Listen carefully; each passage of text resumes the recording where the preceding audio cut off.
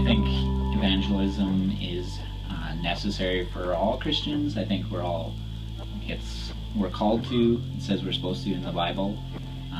So I think everyone should be prepared to evangelize and should be evangelizing. I think evangelism is an important part of being a Christian and telling other people about Jesus. Evangelism is very necessary. I mean, it's part of the Great Commission of what Jesus said to go and do. Yeah, I think evangelism can be done many different ways. I liked what one prof back at Vanguard, Tyson, said. He used a spectrum of evangelism and bringing someone to Christ and effectively discipling them, and that's very necessary. I think sometimes what St. Francis of Assisi said about preaching the gospel, and if necessary, use words, can be misunderstood. Both are incredibly necessary. It's a commandment, basically. Where there isn't an option to share the gospel. It's, we have to. Although we don't necessarily do it out of obligation, we do it because of what's been done for us. We do it because we're saved. We do it because of the fact we want others to know Jesus. Personally, how I feel about it is different because I know that I'm not very good at it. And though I think for me, I think for others, I think we give ourselves reasons to not do it. And so we like the idea, probably, but we feel a different way about it because it means being uncomfortable. It means really putting ourselves out there. So I think how I feel about it is that I love evangelism. I feel as though I'm not very good at it. I think the best way is just by building relationships with other people. The best practice for evangelism is developing a personal friendship with someone. Personally, I think it's all about relationships. I think it's about wanting to earn someone's trust. I personally like the less aggressive method where you're not really going out and shouting about Jesus, or I like just more using through your actions and having people take notice of that, and then when they approach you or something, then you can kind of lead them into a conversation. But I definitely don't like having to force people into a conversation like that. I think it's up to them to be interested and want to be engaged and want to learn something, rather than, I don't think it's the best method to make them enter into something where they might not want to be in a situation like that. I look at it myself right now that even though I don't necessarily have a ministry position right now, where I work, I can develop personal relationships with non-believers where they know that without a shadow of a doubt I'm a Christian, and yet we can talk about faith, and I can come to certain points where I can invite them to church. I can tell them who I believe Jesus was. Just having those moments where you could just sit down, grab a bite to eat, and 'cause people like food, as Brad Fawcett would say. And you could just chat with them about who God is, and that He really is the solution to man's quest and search. I think sometimes there's a time and place to do just kind of like a very cold turkey talk, but I think that often when we share Jesus, it's in the context of relationship.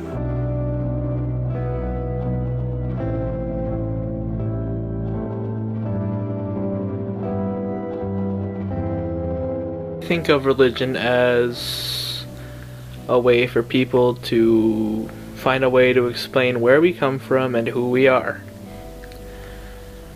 A way we can try and make sense about how we came to be and what we're meant to do. I can't argue for its validity or how honest or truthful church can be or how it all works. but I believe that there's some value in believing in God, as it gives humans a purpose and a reason to find something to exist for, to do, and to work towards.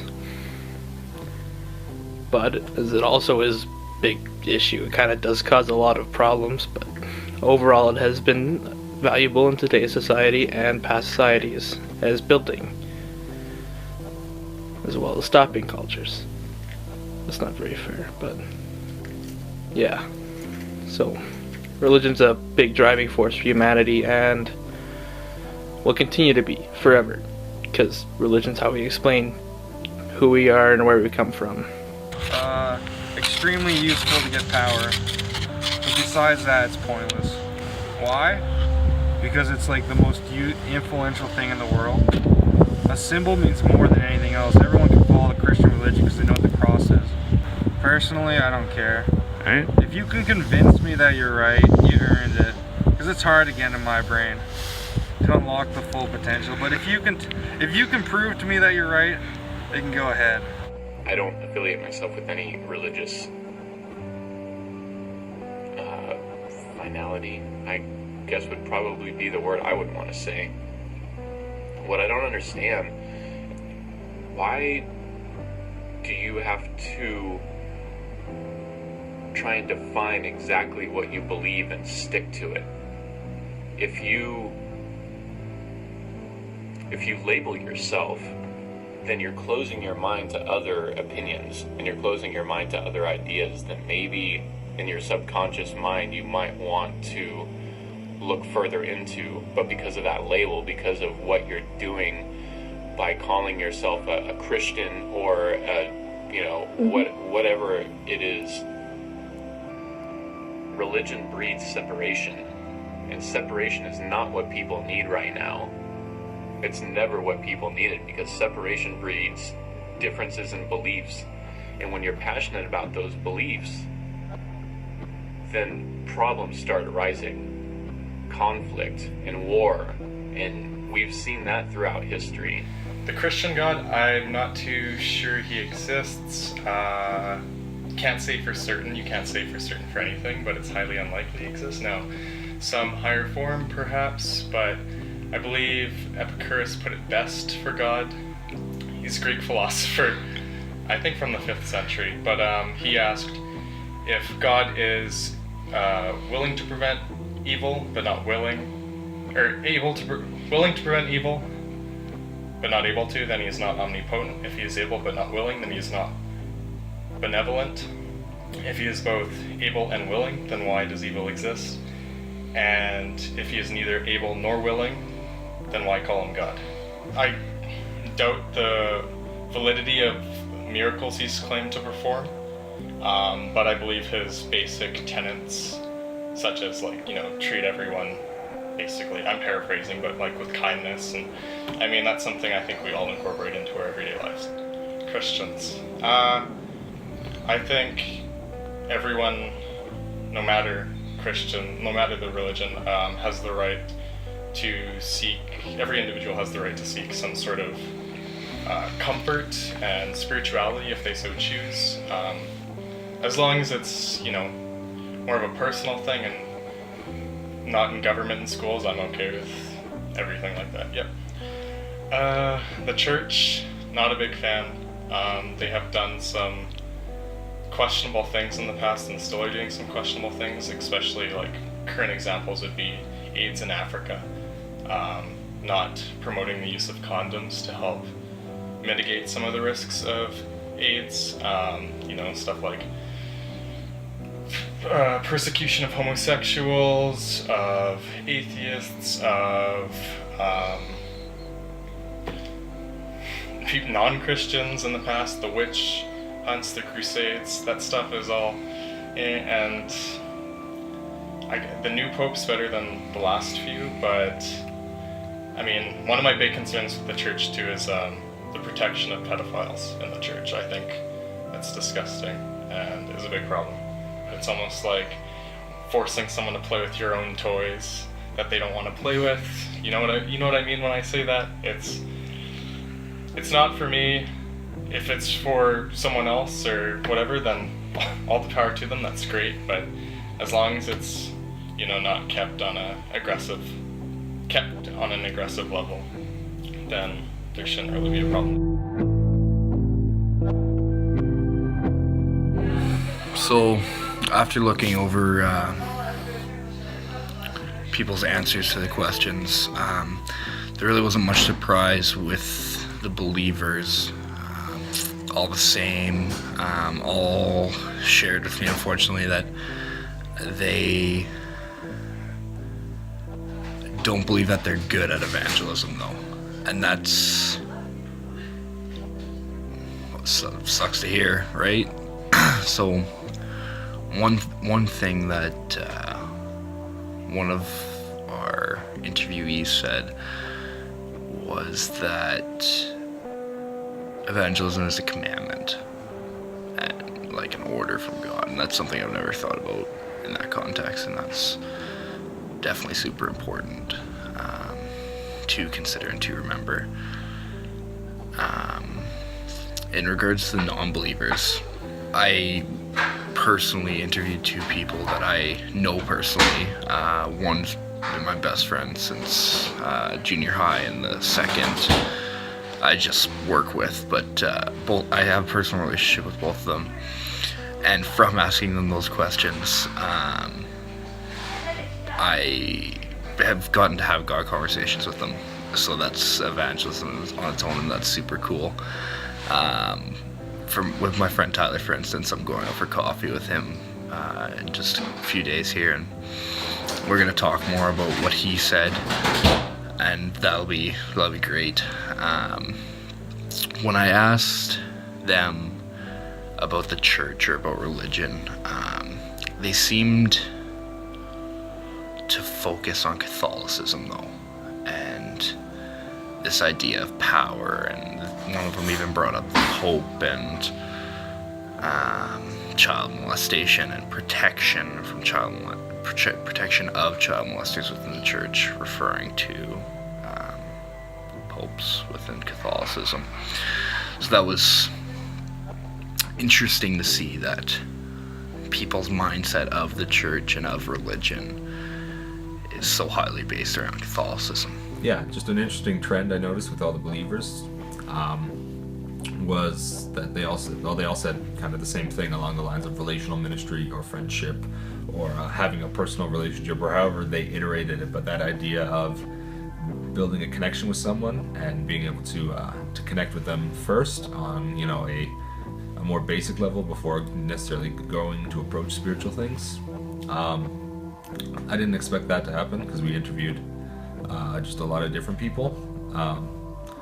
And the other thought that was expressed, and Josh mentioned it to me about the people he talked to, and the people I had talked to kind of had the same thought process where they're not necessarily intentional about evangelism, or it's not something they dedicate a lot of time to, or it's just not something that they do or pursue a lot of the time.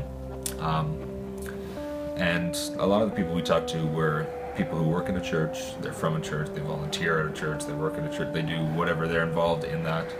And David McGee says we should be more concerned with reaching the lost than pampering the saved.